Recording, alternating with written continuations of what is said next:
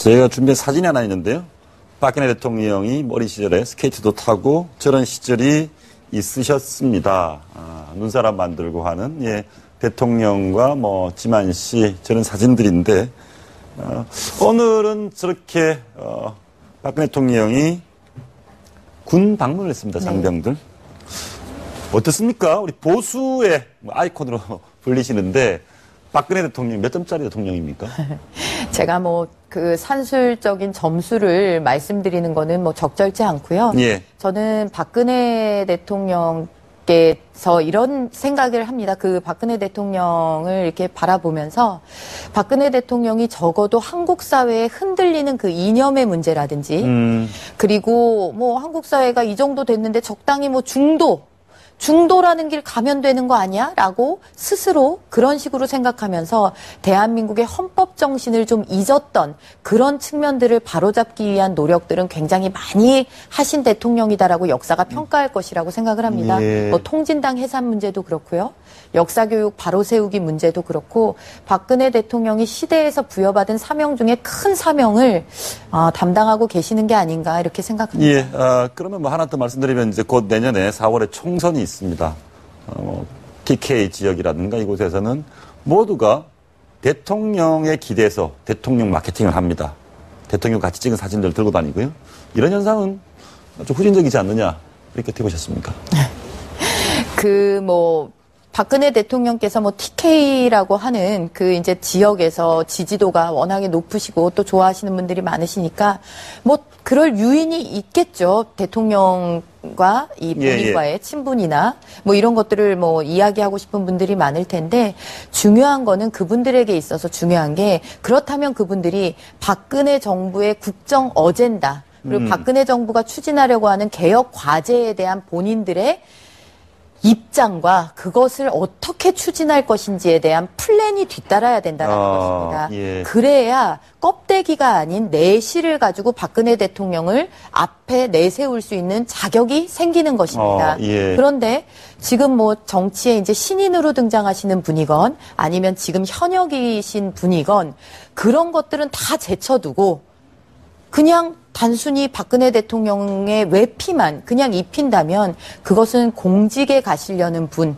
민의의 어떤 대표가 되시겠다는 분으로서 부적절한 처신일 것이다라고 봅니다. 예, 시체말로 박근혜를 팔려면 최소한 박근혜 정부 성공을 위한 플랜을 갖고 박근혜 국정 철학에 깊이 있는 공감, 지지를 해야 된다는 말씀이시네요. 그렇죠. 그래서 입법 같은 경우도 지금 국회에서 저렇게 계속 공전을 거듭하고 있는 저 법에 대해서 얼마나 박근혜 정부에서 강력한 그 통과 촉구의 의지 이런 것들을 표명하는데 그런 것들은 모르쇠로 하면서 그냥 표피만 박근혜 대통령과의 이런 그 친분을 내세운다라는 것은 그것은 알맹이가 없는 것에 불과한 것입니다. 예, 알겠습니다. 제가 오늘 꼭 물어보고 싶었던 게 이겁니다. 안철수 좌입니까? 중도입니까? 우파입니까? 보수의 입장에서 어떻게 보십니까?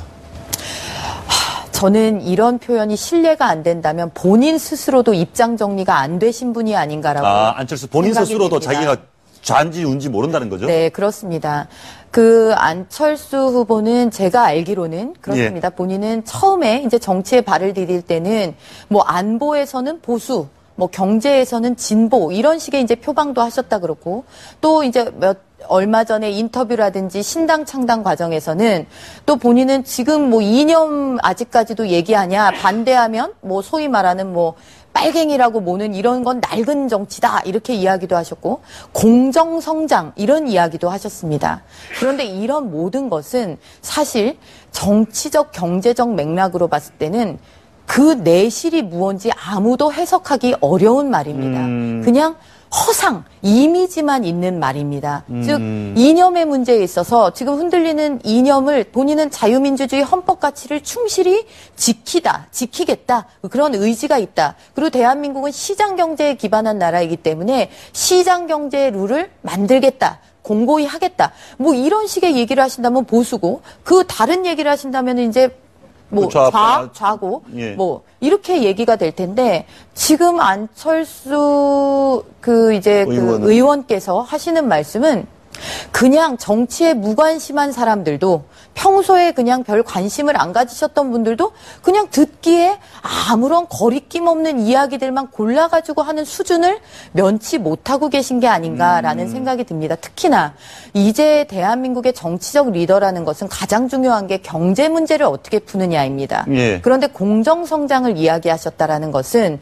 공정이라는 게 가장 단순하게는 대기업, 중소기업 간의 공정, 뭐 이런 문제를 말씀하시는 겁니다. 예. 정규직, 비정규직 간의 공정, 이런 문제를 말씀하시는 건데 그것은 이 지금 안철수 의원의 사고방식 속에는 이 양쪽을 약자와 강자로 놓고서 강자의 힘을 좀 빼고 약자의 힘을 좀 높여주는 방식으로 아마 이 경제의 플랜을 갖고 계신 것 같습니다. 그런데 예.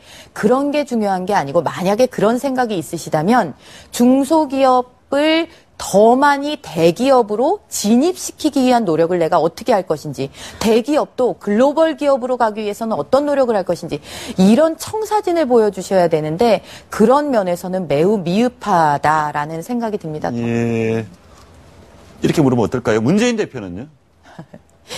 자꾸 저한테 이제 개별 의원님들에 대한 평가를 예. 물으시니까 그런데 최근에 이제 예. 야권 내에서 이제 국민이 예. 판단을 해야 되는데 야권 내에서 서로 이제 차기 대권 경쟁하시는 문재인, 안철수 여러분들이 네. 진보 얘기를 하니까 당신은 낡은 진보야, 나는 새로운 진보야, 당신은 낡은 좌파야, 나는 새로운 좌파, 이 얘기를 하니까 이제 보수 입장에서 좀 보시기에 어떻다. 저는 문재인 대표 같은 경우는 그렇다라고 생각합니다. 문재인 대표는 본인 스스로 잘할 것입니다. 지금 좌에서 함께 갈 수 없는 사람들을 털어내지 않으면 절대적으로 저 야당은 성공을 할 수가 없습니다. 즉 그것은 뭐냐면 과거의 운동권, 예. 그 운동권이 맹신했던 어떤 그 북한에 대한 입장, 이런 것들에 대해서 정리를 해주어야 합니다. 통진당을 만들어낸 데에 대한 책임을 정치적으로 져야 합니다.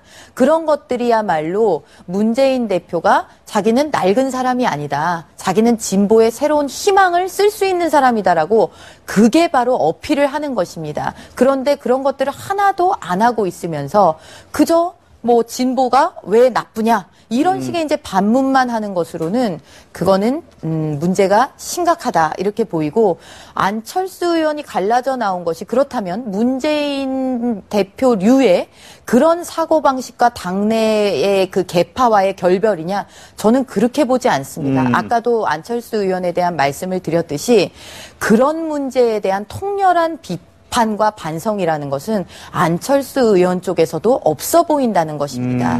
그래서 아까 미사여구를 나열하는 수준에 그치고 있다라고 말씀드리는 것입니다. 예. 그래서 아직까지도 지금 이제 그 좌파의 추락, 진보의 추락을 이제 말씀하시는 분들이 그쪽에서도 많으신 것으로 알고 있는데 아직까지도 본인들의 현 위치에 대한 판단이 덜 되신 것이 아닌가라는 생각을 예, 해봅니다. 마지막으로 짧게 그만 물어보겠습니다.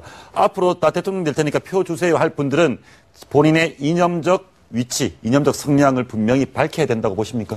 당연히 그렇다라고 생각합니다. 사상이라는 것은 낡은 것이 아니라 한 국가의 운명을 결정할 한 국가의 컨트롤 타워의 핵심 역량입니다. 그런데 그런 것들을 감추거나 어물쩡하거나 이렇게 해서 넘어가면서 그것이 마치 세련된 것인 양 그렇게 이야기하는 것, 그것이야말로 저는 구태라고 확신하고 있습니다. 예, 알겠습니다. 오늘 말씀 잘 들었습니다. 감사합니다. 감사합니다.